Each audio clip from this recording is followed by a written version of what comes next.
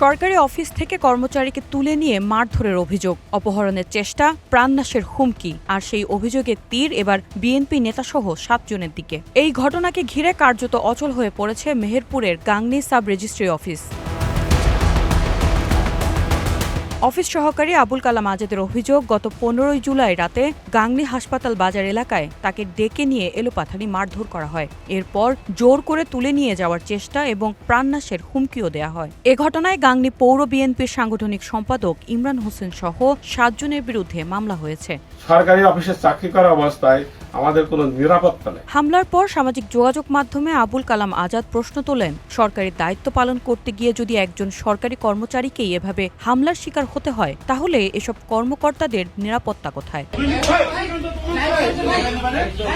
ঘটনার পর জেলার রেজিস্ট্রারের নির্দেশে সাময়িকভাবে বন্ধ রাখা হয়েছে গাংনী সাব রেজিস্ট্রি অফিসের সব কার্যক্রম। ফলে জমি রেজিস্ট্রি, ক্রয় বিক্রয় সহ নানা জরুরি সেবা বন্ধ হয়ে চরম ভোগান্তিতে পড়েছেন সাধারণ মানুষ। জরুরি প্রয়োজনে জমি দলিল নিবন্ধন করতে এসে অনেককেই ফিরতে হচ্ছে খালি হাতে। সংশ্লিষ্ট কর্মকর্তারা বলছেন, কোনো সরকারি কর্মচারীর বিরুদ্ধে অভিযোগ থাকলে তদন্ত ও বিভাগীয় ব্যবস্থার সুযোগ রয়েছে, কিন্তু আইন নিজের হাতে তুলে নিয়ে হামলার কোনো বৈধতা নেই। যদিও সব অভিযোগ অস্বীকার করেছেন অভিযুক্ত বিএনপির নেতা ইমরান হোসেন। তার দাবি, অতিরিক্ত টাকা নেওয়ার অভিযোগে ক্ষুব্ধ কয়েকজন শুধু চড়থাপ্পড় মেরেছে। অপহরণ বা প্রাণনাশের অভিযোগ সত্য নয়।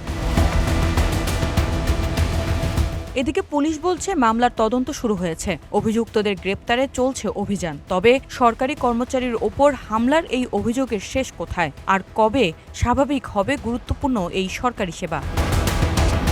News desk, green TV digital.